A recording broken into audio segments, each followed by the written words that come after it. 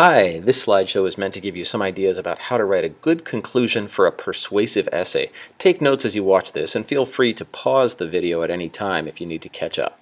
So bear in mind the purpose. We're trying to reinforce the last point that you made in your last main body paragraph and then create some sort of a transition to a counter-argument and a rebuttal. Now this is only if you didn't do that earlier in your essay. I know that many of you would have embedded this into maybe the third paragraph of your essay, and that's fine. If you did that, then you really want to transition to this last thing, which is the best case scenario that could come out of taking some action, in this case, to stop child brides.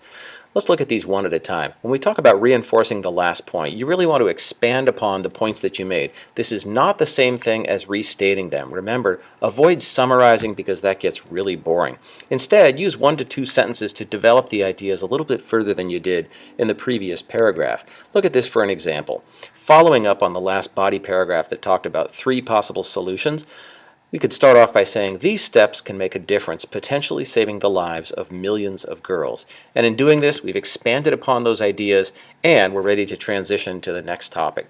This is a counter-argument and a rebuttal. Once again, only if you didn't include this in the previous sections of your essay. It should be 2 to 4 sentences long. You want to hypothesize or think about or create some sort of a reasonable objection to the points you've made. That's what we call a counter-argument. And then explain why it's wrong. That's what's called a rebuttal. Here's an example. Some may say that the problem is simply too big to change quickly. Indeed, such a change will take years, but every step can save a girl, and every girl that is saved is another life that can be lived to its fullest.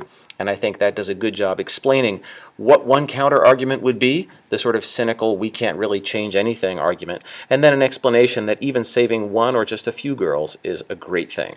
Finally, we go with our best scenario to leave the reader with a real positive impression. This should also be 1 to 3 sentences long, and as I said, leave the reader with a positive feeling, such as this one. The story of Najoud Ali, the 10-year-old girl who escaped her arranged marriage, gives us all a glimpse of how bright the future can be for child brides. Wouldn't we want girls around the globe to have the same opportunities that American girls have? With our help, they can. And in finishing like this, you're not telling the person to take action, but you're implying that they should, and you're sort of doing what we would call cajoling someone into taking action, encouraging them by giving them the best possible outcome so that nobody could say no to doing something to it.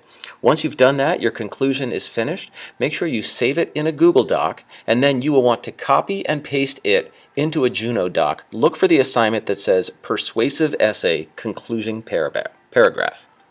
Have a great weekend.